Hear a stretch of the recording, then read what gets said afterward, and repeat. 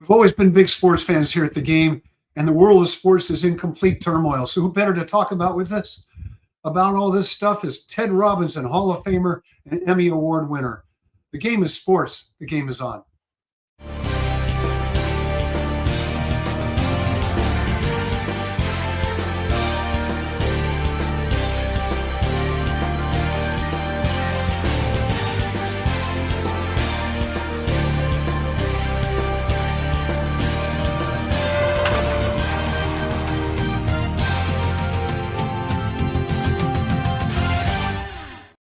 I'm Bob Marks. And I'm Mark Simon. Welcome to the game. It is our great pleasure to welcome our friend Ted Robinson, whose broadcasting career has included stints with the Giants, the Athletics, the 49ers, the Warriors, Stanford football, the Pac-12, and the last 8 Olympics. In 2022, he was inducted into the California Sports Hall of Fame. Congratulations and welcome, Ted. It's a joy to see you. Well, first of all, I'm thrilled the game is back on, and I am honored to be considered to be a minister of turmoil. I do feel like I've earned a master's degree in the last 4 years, let's say, through my involvement with the Pac-12, which still is ongoing this year, interestingly enough, about the turmoil of college, because what college sports is going through does really reflect a lot of what the world is going through. Well, let's plunge into that right now because, you know, I was a Stanford season ticket holder for basketball and football. Frankly, the sport with their late night broadcasts and the problems self-induced problems the Pac-12 created made it hard to continue to be a fan. The Pac-12, you could argue, has collapsed, although it's coming back as a different kind of Pac-12. What is your feeling about that? And let's plunge in a little bit, if we can, into NIL and portal and how college sports is changing in general. Yeah. Well, quickly, I'll just address the micro, the Pac-12, and I don't want to dive into the history because it's been hashed over so many times. But what the Pac-12 suffered, to me, was a lack of leadership in dealing with the issues that were created elsewhere, created by the overall world of college athletics. And other conferences, I think, and other parts of the country were probably a little bit faster in dealing with it. And the Pac-12, many of the schools generally have been reactive schools when they needed to be proactive. And that really hurt the conference in the last 4 years. And as a result, where we are today, where it's the 2 remaining schools, Washington State, Oregon State, that are going to rebuild. Bigger picture, to me, again, I think a lot of what college athletics is going through is reflective of our culture. Income inequality, big part of the fracture of our country right now. Same thing happened in college athletics. You had coaches making ridiculous amounts of money and having very little loyalty to their schools, jumping in the middle of contracts. Players, nothing. They're stuck with their schools, can't transfer, bound by rules. Coaches make millions of dollars to not coach. When they get fired, they get paid to not coach. And the players are sitting there making nothing. And this was going on for a long, long time. And the inability of the NCAA to deal with it eventually led to the Supreme Court decision a couple of years ago. And Justice Kavanaugh single-handedly napalmed college athletics. His opinion in the O'Bannon case single-handedly napalmed the model. It's done. And the question now is for everyone is reacting how to deal with what the new world is. And I'll close by saying, unfortunately, what college athletics is going through right now is a freeway, an autobahn, so to speak, where the speeds are out of control and there are no guardrails. Professional sport has guardrails. There are ways you can become a free agent. There are ways you can make money. Every player at some point has the ability to earn what the market will bear, but there are ways you do it to retain competitive balance because you are an entertainment industry. Hello, you sell tickets to watch people play. College athletics doesn't come to grips with this. There are no guardrails, and as a result, to me, it's been for 3 or 4 years running now, complete anarchy. And the rich are getting richer, and those who aren't rich are being left behind. Again, very reflective, I think, of our society. Is it a chaos that's there's got to be an end to it at some point. I mean, you hear stories about, in the pro sports, you can't tamper, you can't recruit somebody to try and steal it from another team. That's not a problem in college sports. As you said, there's no guardrails. You hear stories about high school students who are now signing NIL contracts and sponsorship contracts. It can't stay this way. I mean, there's no point, I suppose, in lamenting the end of amateur sports because that ship has sailed. But at some point or another, this has to sort itself out. Do you have any insights on how you think that might happen? Well, I do believe, Bob and Mark, it's very important to understand when we have this conversation, we're talking about, again, reflective of our society, maybe the top 2%. That's all we're talking about here in college athletics. College athletics encompasses Division I, Division II, Division III, NAIA schools, junior colleges, etc.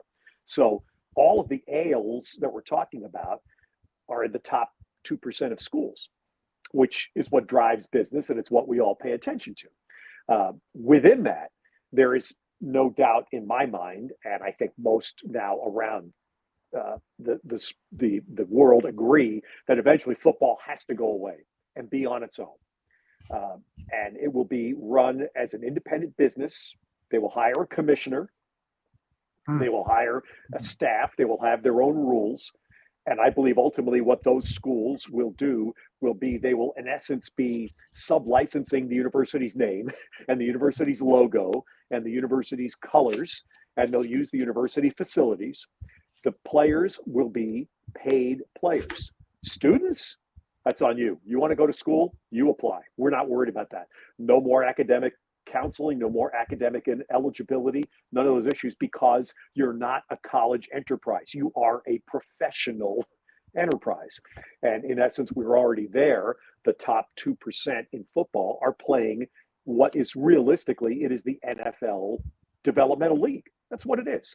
So let's just acknowledge that, be upfront with it. Now, the next step will be how many schools will be there.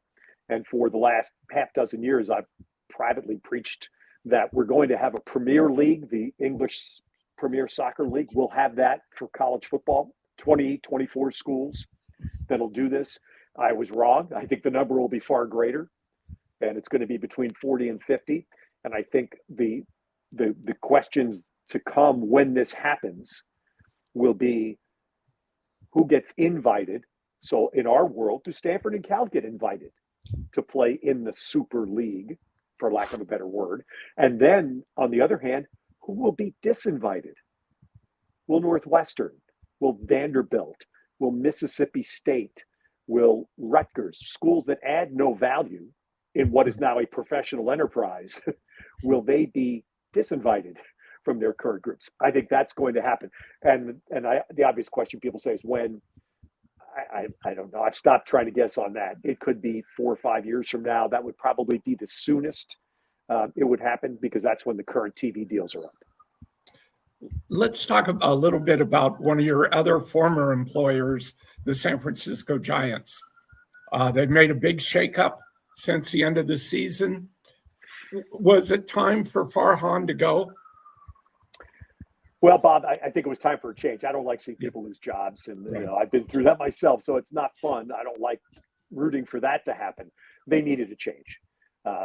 They had tried to embrace what others had already done, the analytics world, and I think the Giants learned painfully they went way too far in that direction. And I mean, it's really sad, because if you look in the last 2 years, there were 2 men managing Major League Baseball teams and a general manager working as an advisor for another team. So 3 were active in Major League Baseball, who are all going to be in the Hall of Fame, and all have been run out by the Giants, and all have been run out by the administration that was led by Farhan, that had analytics: Dusty Baker, Bruce Bochy, and Brian Sabian. I mean, that's absurd. When you just step back and think of that. Now, Dusty retired after last year, so this year it was just Boch and Sabian. But that's insane to think that this organization that had been so strong and had 3 such fabulous pillars of their baseball operation, and all 3 had been pushed out. And the results over the last 6 years were pretty, speak for themselves. You had one lottery ticket year where everything went right, and it was fool's gold because you couldn't sustain that. You had 5 years of mediocre to less than mediocre. And so now to step forward, what the change has done is the first step is clearly Posey. And I assume he will hire people under him that will be more in the middle ground, more people like Brian Sabian, who were grounded in scouting and baseball, but will embrace people alongside to mix in the analytics and what it should be, as everyone with their right mind understands. This should be like making a stew. It should be a balance and a mix of things. You can't ignore either side. And I'm so taken. I worked many years ago for the Oakland A's with Sandy Alderson, and I've respected Sandy as much as anybody I ever met in baseball. And it is rarely acknowledged that Sandy is the godfather of Moneyball. When Billy Beane and Paul DePodesta employed with the A's was instituted by Sandy. And then Sandy left the A's to go work for Major League Baseball, and Billy and DePodesta and fellow, other successors employed them. Even Sandy in the 2020s has acknowledged that baseball went too far, and they lost the human element and lost the fact that human beings are playing the game. And that's where I think the Giants have to come back. And then the last point I'll make is that it's very clear, and this I lived through myself, when the 9 years I worked for the Giants, when the ownership group that's still in place bought the team, saved the team, first thing they did was sign Barry Bonds. And of course they kept Will for the first year, had Matt Williams and Robbie Thompson for a few more years. And eventually it morphed into, after Barry's time, it morphed into Lincecum, Kane, Posey, Bumgarner, etc. You better have people that somebody wants to go watch play. You better have somebody that forces someone to say, I want to buy a ticket to go watch that person play. And even though I named 3 starting pitchers in that group, it really can't be a starting pitcher. It has to be position players. Because if you're a ticket buyer, you have 81 home games, Madison Bumgarner might pitch in 15 of them. The position player is going to play in 70 of them. And that's why Posey is, and my great example of that is look at the Atlanta Braves.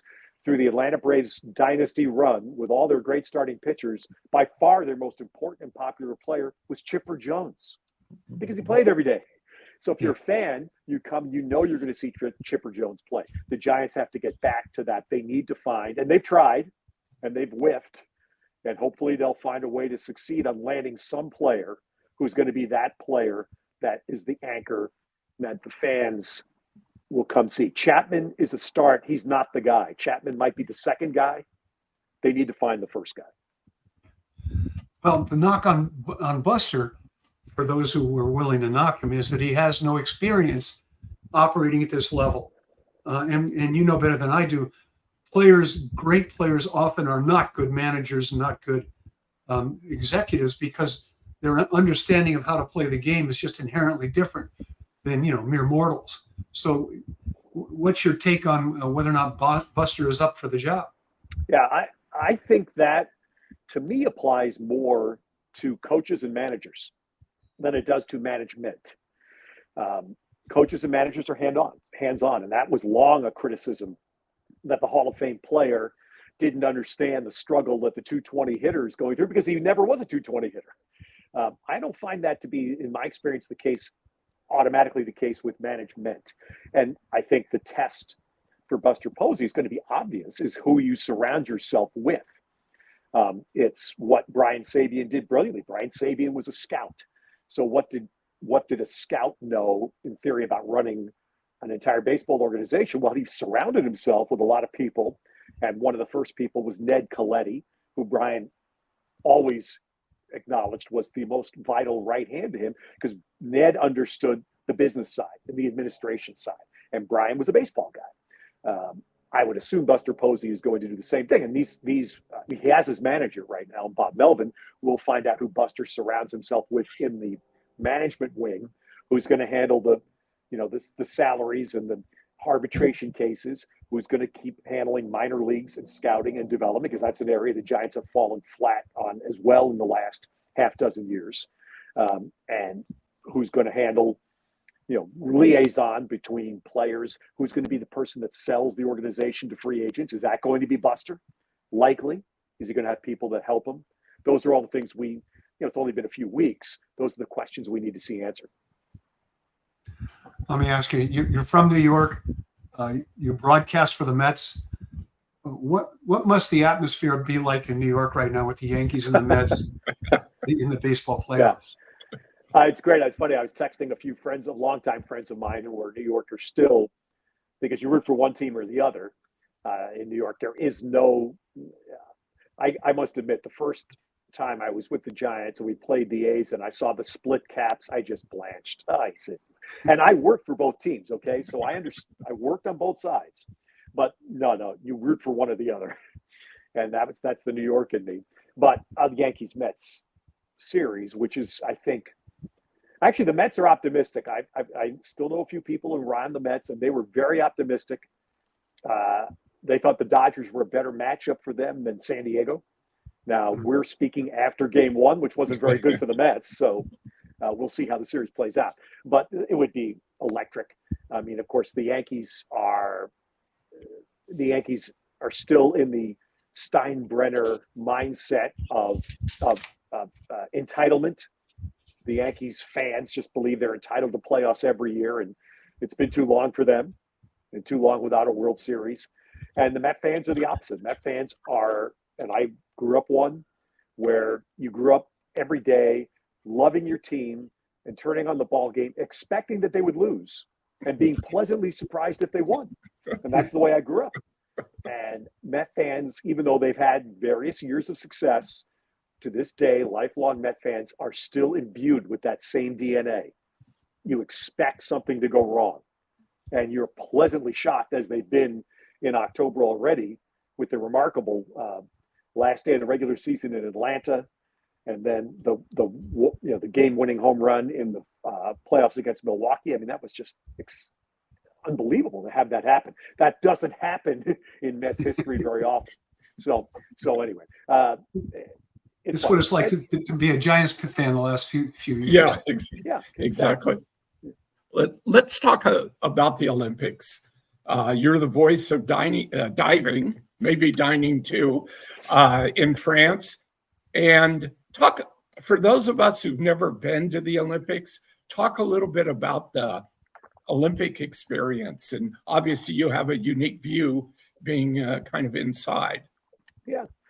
Well, Bob, thank you. And first I'll say the voice of diving was my longtime partner, Cynthia Potter, who was an Olympic diver herself and a medalist. Right. And Cynthia just worked with me in Paris. It was her last Olympics. We did 6 together. And I think Cynthia did 10 overall, just summer. To your question about these games, they were spectacular. This was my 14th Olympics in a row. And the last 2 were in the United States because of COVID. And I wasn't sure that I'd get back to an Olympics. And when the opportunity came to go to Paris, to be in Paris for these games, I was thrilled. So it was my 12th Olympic Games there. And it would be in the top 2 or 3 for me, both summer and winter. It was, and of course, the city is spectacular. There's no city that can match the scenics of Paris, but the execution of the games was what topped it. I will say this.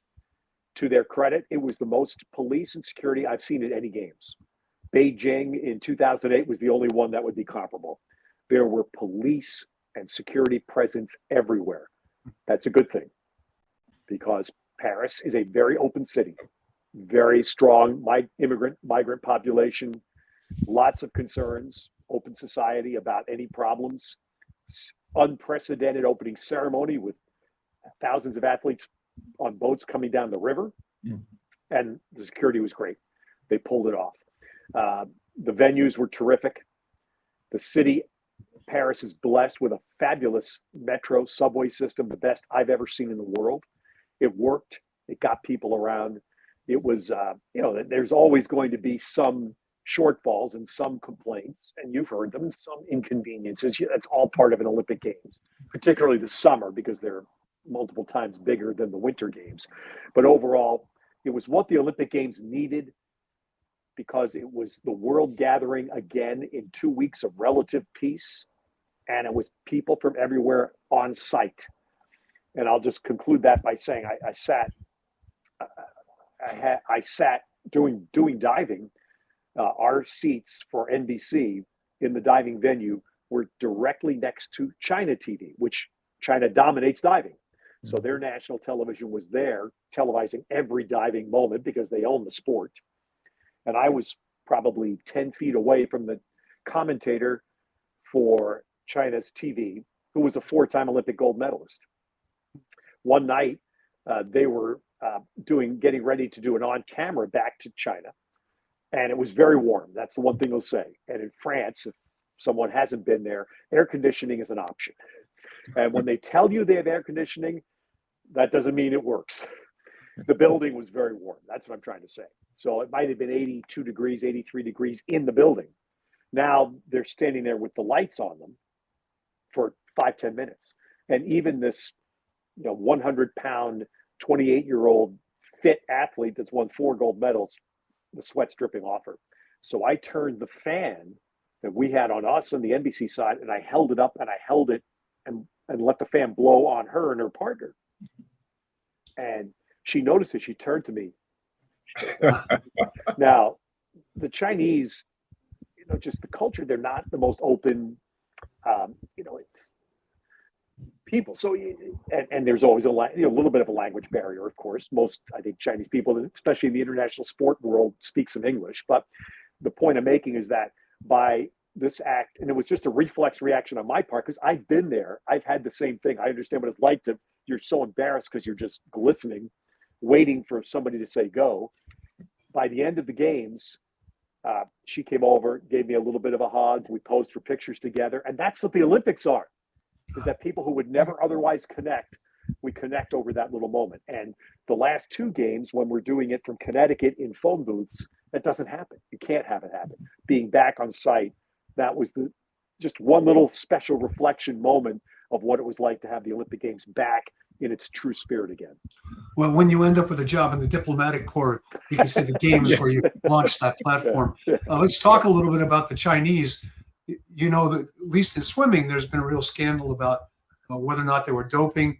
And the scandal's more about how the whole doping scandal's been handled, really. I don't know if it applies to the divers as well, and I'm not asking you to accuse them of doping, but the whole atmosphere around that part of the Olympics is still very troubling to those of us who are deep-seated fans, especially as I am about swimming.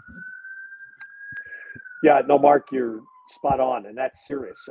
I don't think it's a significant issue in diving. I've not heard anyone talk about it in diving.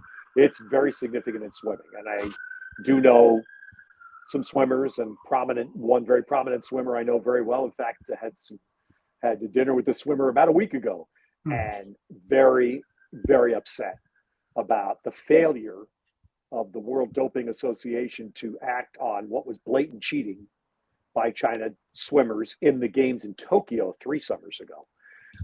Many of those China swimmers were in these games just now in Paris. I went to swimming twice on off nights from diving because I love it myself, and I went to watch. And one night there was a relay, and the United States and China, and it was a men's relay. I forget which relay distance it was, but it was open, so visible and evident in the 17,000 seat arena. You could feel the vibe that the United States swimmers had. They wanted to kick China's butt because they realized these swimmers were cheaters. To them, they were cheaters, and they hadn't been held accountable. And not, I think of the 4 swimmers in the relay, I thought someone told me only 2 had been holdovers who were, had failed the doping test 3 years ago. And the United States won the relay, one of those kind of touches by that, it meant something. So it's very real. I've been around tennis a lot, as I think many people know, and I've felt the same thing in tennis. Tennis has the same doping system as the Olympic Games. The professional tennis circuit year-round, the tennis players are subject to the same doping regimen as an Olympic athlete.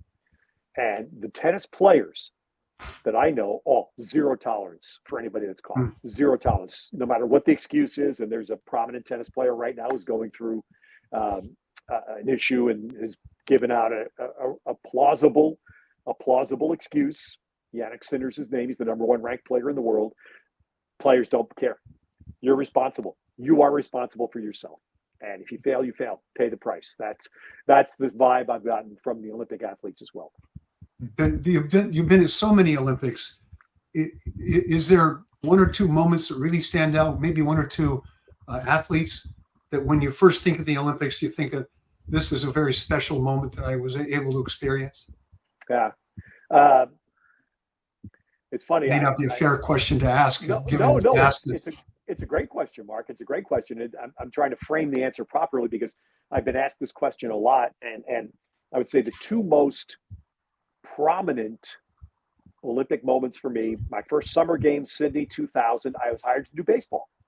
And we still didn't have major league players, active major league players in the Olympic Games. It still hasn't happened. We had a hybrid team of minor leaguers and some guys who had kind of fallen out of the big leagues. Manager was Tommy Lasorda. And the United States beat Cuba to win the gold medal. Ben Sheets, who went on to have a very good major league career, at that time was a prospect, and he pitched a shutout in the gold medal game against Cuba. It was phenomenal because I saw players, major league players, as the flag went up and the anthem was played, tears. And who was crying more than anybody? Tommy. Tommy Lasorda. He understood what it meant. Now, he was already finished as the Dodger manager at that point. He had World Series rings, but to be the Olympic manager, coach, as they call it in the Olympics, of a gold medal team. That was one. And the second one was the Wimbledon, the 2012 games in London, where I was given a tremendous opportunity by NBC to break away from diving for one day to call the gold medal men's tennis match, which was Roger Federer against Andy Murray. Roger Federer, at that point and to the final, never won an Olympic gold medal in singles. He won a medal in doubles, but never in singles. And at this point, 2012, he's the favorite. Andy Murray had yet to win Wimbledon. Murray won the gold medal match.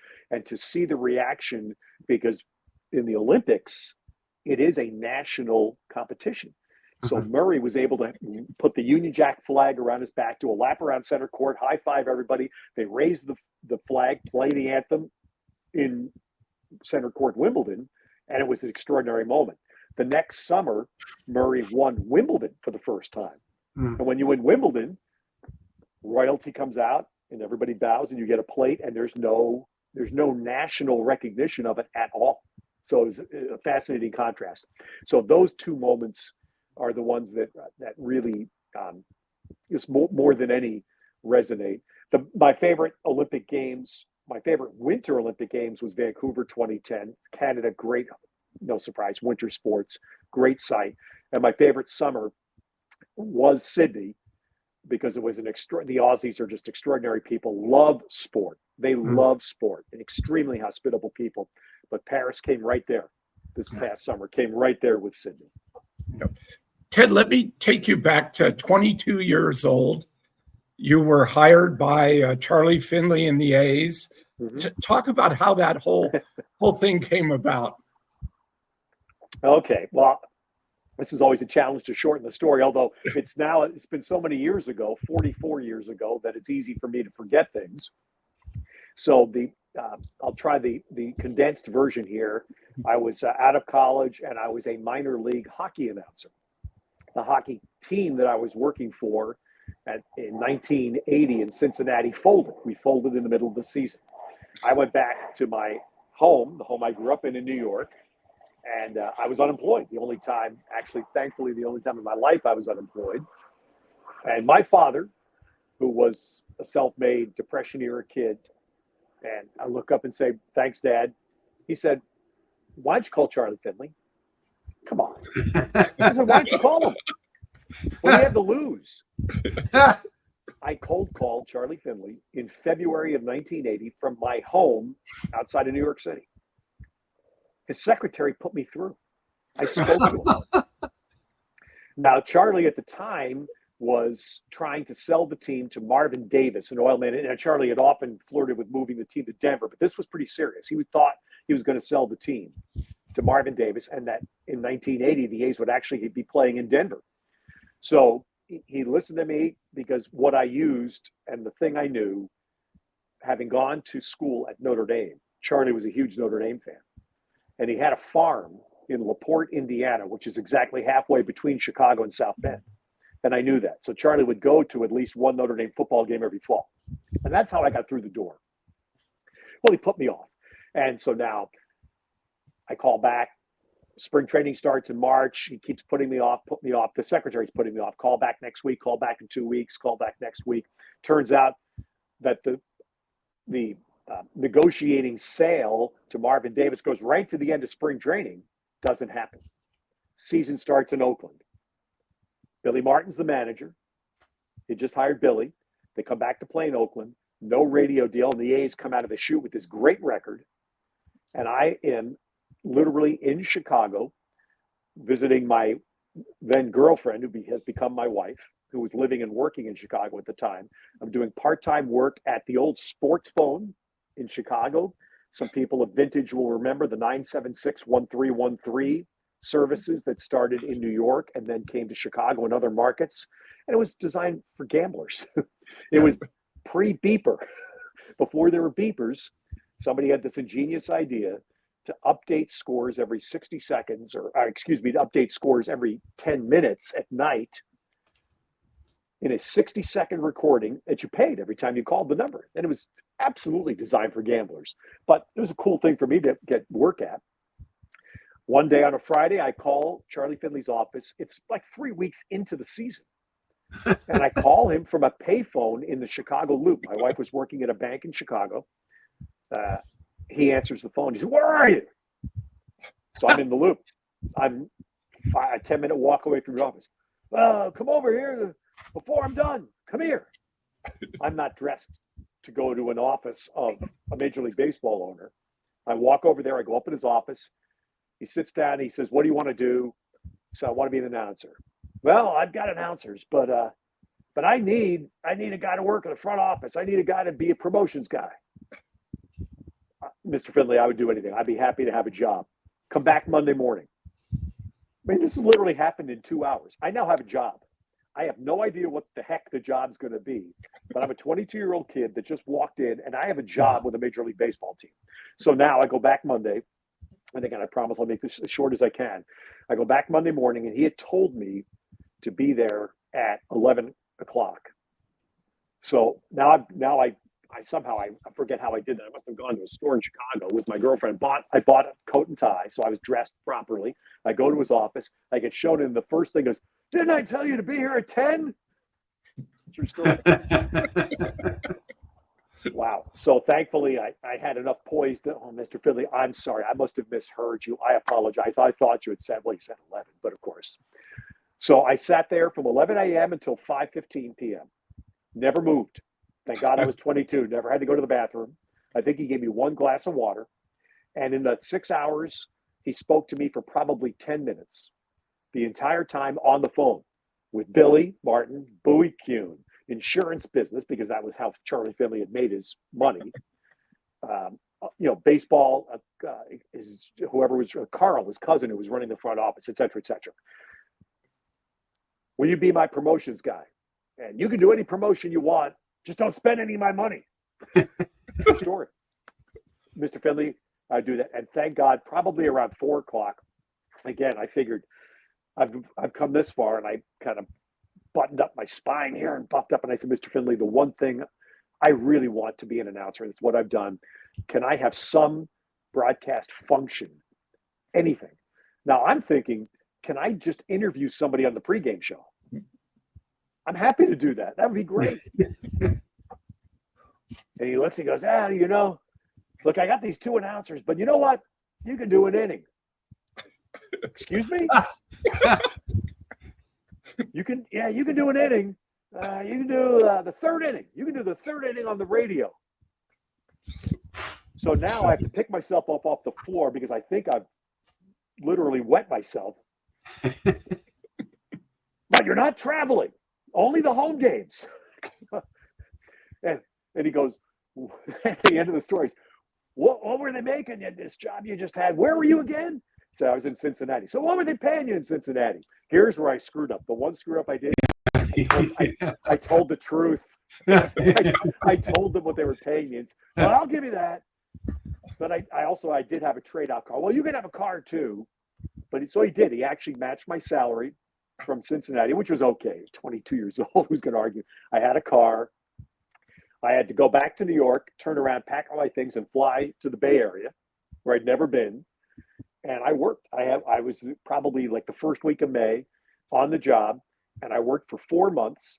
I did every promotion I could without spending any of his money, and I did do the third inning of every home A's game that year. The two announcers they were nice men, but they hated the fact I was there. Yeah.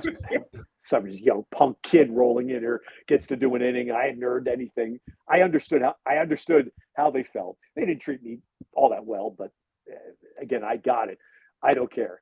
I walked out with this incredible experience, and the story ends, of course, by the end of August of 1980. Here comes Walter Haas, and thank goodness that some powers to be had brokered a deal, and Walter Haas stepped forward to buy the team and save it for Oakland. The sale was completed the end of August, and I think probably right around Labor Day, I had a meeting with Roy Eisenhart, who became, really kind of guy running the team along with Wally Haas. And Roy, I remember I sat down and Roy looked at me and he goes, we're going to hire some really good announcers here. I didn't know who these. Yeah, I don't think you're going to be able to have a part of it. You can stay. You'll have a job. If you want a job in the front office, you want to do something like that. But I don't think there's going to be any radio involved. And I said, Mr. Eisenhart, thank you. I really want to be an announcer, so I'm going to move on. And of course, he hired Bill King and Lon Simmons, which was completely understandable that I wasn't going to get a part of that at 22 years old. But I was able to move. I had a job. I was able to get a job in Minneapolis about a few weeks later, and that got me going. But that 4 months with Charlie Finley was credibility, and it's given me 45 years worth of stories. Wow. Well, given that background, does it break your heart that the A's are gone?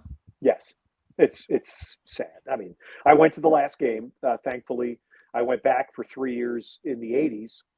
Andy Dolich, a wonderful guy, has become a great friend, arranged and hired me through the TV station. I did the A's TV games for 3 years in the 80s with Bill and Lon, and it was a great experience. And so Andy put together a group for that last game of old A's employees, and I was included in that, which was wonderful. And there were probably 75 to 100 former employees there, and many people I hadn't seen in a long time. But I did spend a fair bit of time walking around the Coliseum, and I'm telling you, whatever they announced the attendance, there had to be 60,000 people there. You couldn't move. You couldn't move. During the game, you couldn't move. The concourse was just jammed. And the best part, guys, to me, was the anger of the fans was good anger. It was angry, and it should be, because this should never happen. But it was good anger. We've all seen in history cases of destructive anger when teams leave. This was not the case. And there was just no way. And I walked away, walked over to Bart about the 8th inning and took Bart back home. And I said, there's just no way. This place, this fan base shouldn't have a team. There are so many people that will buy it. They can do something by building, as other cities have done, build a new ballpark in the parking lot while you play in the old Coliseum. I did a football game yesterday at Mile High Stadium in Denver. That's exactly what they did in Denver. It's what they did in St. Louis. Is what they did in New York with the Mets. They built Citi Field while they still played at Shea, right in the parking lot. You could do that at Oakland. It's, to me, just wrong. It's wrong. I'm sad it happened. And I'm hopeful that somewhere along the line that this, I believe it's called African American Sports and Entertainment Group, but generally successful Black business people will bond together and be able to convince Major League Baseball that the history of baseball in Oakland is so immense, and that if baseball truly cares about continuing to be diverse, and you think about Oakland and think about Frank Robinson and Veda Pinson and Ricky Henderson and Jimmy Rollins from Alameda, and I'm blanking, Dontrell Willis and Dave Stewart and I understand rattling off names, I'm going to forget some, but the history of black baseball from Oakland. Yeah. If you're Major League Baseball, you need to keep that. And I'm hopeful that's going to take a few years, but that the Oakland A's will be like Baltimore and Cleveland in the NFL. They'll get their team back. So let's talk a little bit about being named to the California Sports Hall of Fame. What does that mean to you, Ted? Thanks, Mark, for saying. I mean, look, there were a lot of honors that come your way that I didn't know there was a California Sports Hall of Fame, and this is all really due to one person, and someone I became very close to the last 12 years, and we just lost, Bill Walton. And I'm going to look up again and say thank you, Bill, because Bill made that happen. It's an organization in Southern California, like all of these organizations, does a lot of work for youth, mostly in and around Southern California. It was an extraordinary night because it was the classic question, who doesn't belong and why? The honorees that night were Al Davis, John Madden, Roy Firestone, Ted Robinson. Okay, who doesn't belong and why? Which is exactly what I said when I went up there.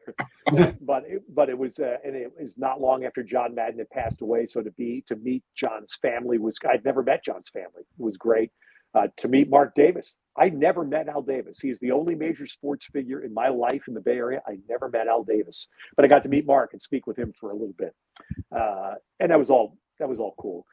Look, to be recognized and honored for that is terrific. And it just causes you to, at least to me, it causes me to say two things. One is I've been surrounded by fabulous professional people who've been great to me. And secondly is I've had an extraordinary wife who's allowed me to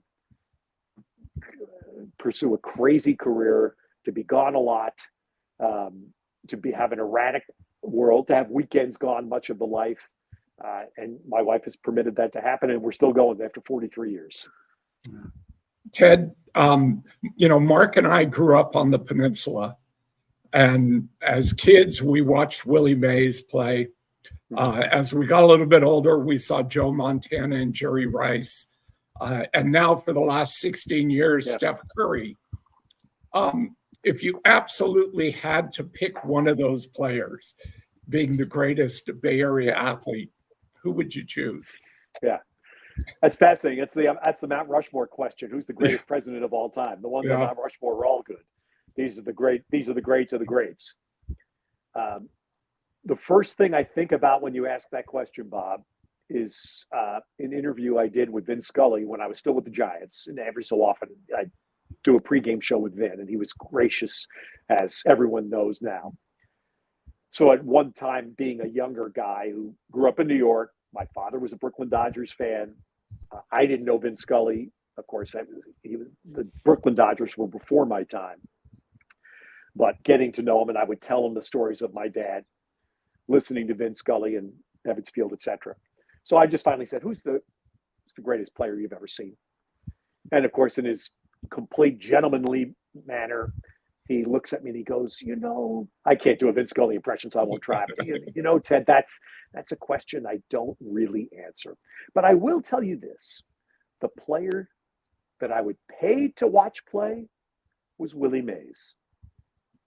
Yeah. Now think of who Vin Scully saw play every day. Yeah, well. It's funny. Starting with Jackie, right? And he said the player he would pay to watch play was Willie Mays. So I'm not going to go against Vin Scully ever. That's the answer. I got to tell you, I interviewed Vin Scully, and the amazing thing about I can't imitate him either. You talk to him in a normal way. He's the same way. He talks the same way, and you're right. He's just a very warm and gracious man. So listen, we may go full circle here. By the way, the Mets won today. We asked you at the beginning what New York was going to be like. Yeah, they won. They walked Ohtani a couple of times with the bases were empty, and I thought that may have been a smart move. Can you tell my Giants legacy still bleeds through? Because not only am I rooting for the Mets, but I'm rooting against the Dodgers. Yeah, exactly. Yeah, I don't care. I'm for anybody but the Dodgers. But so on the natural though, Would it be Yankees or Mets? Are you a Mets guy or a Yankees guy growing up? Oh God, no, Mets. Yeah. As I said, I was born after the Dodgers left, but my dad grew up a Brooklyn Dodgers fan. I have about 20 feet from where I'm sitting right now talking to you. I have in my nightstand an autograph book that my father gave to me that he stood outside the players' entrance at Ebbets Field. And the autographs, because of the era, they're all legible. They're not the scrolls that you see today. And the first page is Jackie Robinson. And it's like 20 pages full of all the Brooklyn Dodgers of the 1950s, Pee Wee, Gill, all of that. So that's just a huge part of my legacy. So I grew up National League, and the Mets came along, and it was all Mets. My father, and I grew up in New York. We never traveled. I never really went anywhere outside of New York till I went to college. The first plane flight of my life was I was 17 years old. So my father took me to Yankee Stadium once in my entire childhood for a football Giants game. He refused to take me to see the Yankees. No, that's great. Ted Robinson, we're always so grateful for your time. You've got such great stories to tell, and we love your insights. Thank you so much for being with us. It's always a joy. We'll do this again soon. Bob and I have to get past the election, but by the time we get there, we'll be hungry to talk about sports again with you. We hope we can have you on again soon. Bob and Mark, thank you. They always ask, like Steve Carell gets asked all the time, won't you do a reboot of The Office? And he goes, no, I'm never going to do that. And that's a big common question. This reboot works. Congratulations, guys. You're very kind. Thank you. I'm Mark Simon. I'm Bob Marks. And by the way, we're going to be live streaming election night.